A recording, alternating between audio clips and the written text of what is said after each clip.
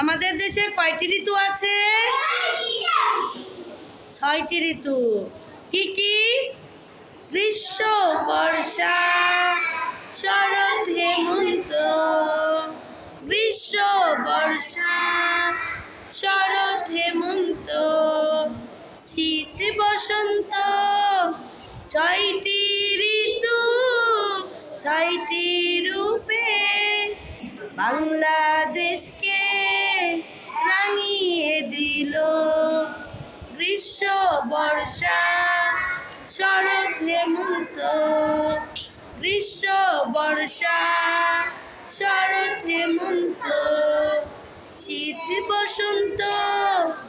6টি ঋতু, 6টি রূপে বাংলাদেশকে রাঙিয়ে দিল।